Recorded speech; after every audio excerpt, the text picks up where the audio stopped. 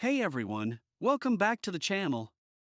In today's video, we're diving into two of the most powerful concepts in soccer tactics, the third man principle and the third man run.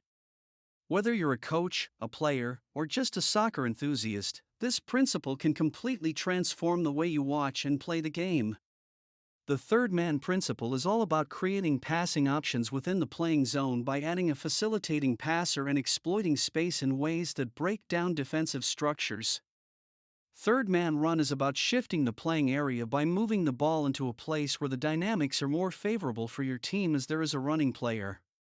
The third man principle is a tactical concept that revolves around creating an advantage by using one player to indirectly support another in possession. To put it simply, it's about finding ways to create a passing triangle where one player makes a run to support a teammate, and the third player in the triangle, the third man, provides an unexpected passing option. Let's walk through an example. Imagine a scenario where player A has the ball and is looking to pass to player B who is in a good position to reach the team objective.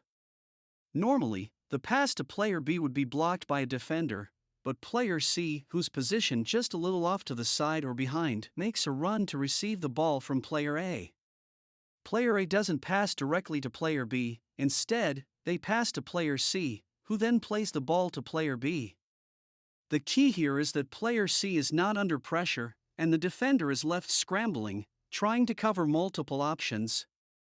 This quick, unpredictable movement can create space and break down defensive lines. Let's give few situations of how the third man run can be utilized. Firstly, we'll start with playing from the back. A simple pass from your goalkeeper to the central defender. Then you want the next one to be from your defender to your fullback, as it is a bit higher up the field and also safer and less crowded on the side. However, the opposition winger knows that and is blocking that pass and starting to put pressure on the defender. Instead, the central midfielder comes into the empty space and just needs to do a one-touch pass to the fullback. That's it. This is the bread and butter of playing from the back. Let's look at another example, where the passing lane is not blocked, but the pass is impossible because the defender is pressing high. We want our winger to receive the ball from our fullback, but they cannot in this setting. Instead, we utilize the creative midfielder that does something similar as before, but in another area of the field.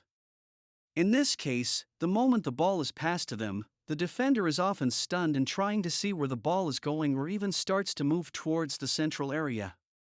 The winger then starts to make a run and the defender is at least one step behind, often way off. The ball goes into space and the problem is solved way more elegantly than beating the defender 1v1.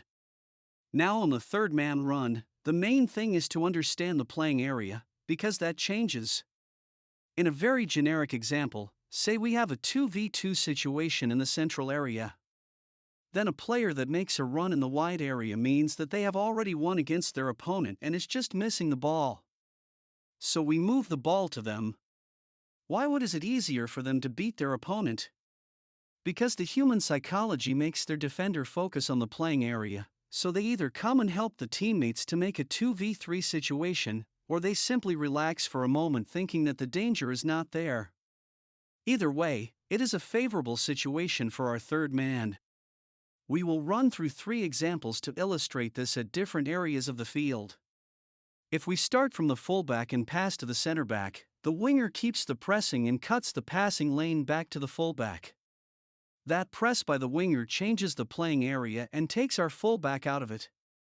Then the center back passes to the midfielder and now the midfielder passes into the fullback that made a run forward in the meantime. This pass made the playing area move there, with the fullback already on the run forward. Here is another example of the third man run, way more devastating for the opponents. The focus is all in the middle with the striker looking for help from the midfielder to do 1-2 passing. The midfielder can even yell 1-2, but then once it receives the ball, they find the runner on the wing. All eyes were in the central area, so unless the fullback was so diligent to track the runner on time, this can be an easy goal because of the coordination between the winger and the creative midfielder. Here is one more special case, where the striker wants to use the midfielder for a combination. However, after the pass and the run, the striker doesn't get the ball and is in offside situation. Then the whole world kind of freezes because the defenders are thinking that they have solved the threat by holding the offside line. However, the pass to the third man in the wider area unfreezes the attack and the striker is back in action as the second pass can go to them.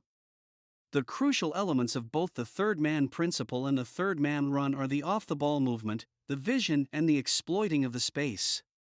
Off-the-ball movement is crucial.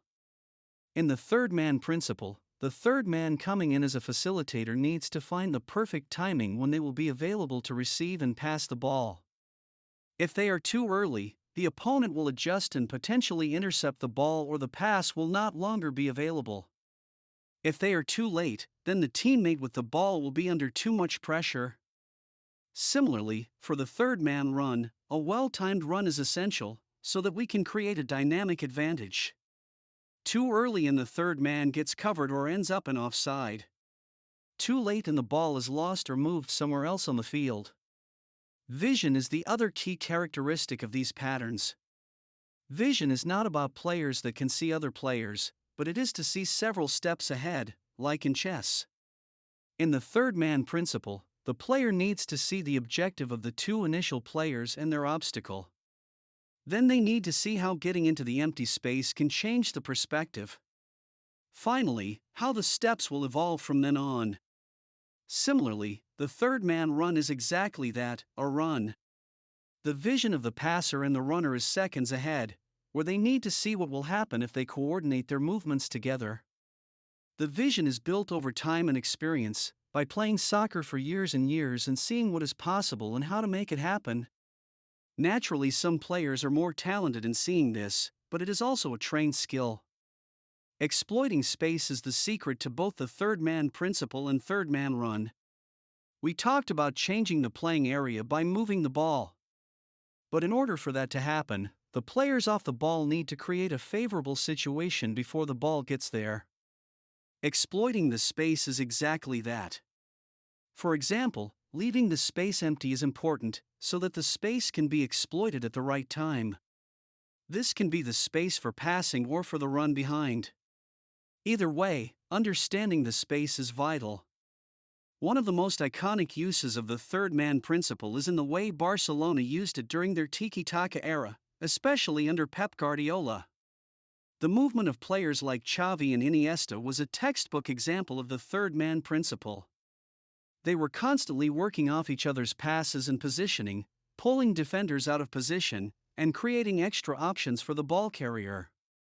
It would often look like they were passing to each other with no purpose. However, at one point you will see the wingers, such as Villa, Pedro or Henry, or even the wingbacks, like Alves and Alba, making a run on the wing, and before you know it the third man run creates a perfect opportunity to score. That is a textbook example of using both the third man principle and the third man run. However, I challenge you to watch a game. Whenever you see players playing from the back, you will see the third man principle.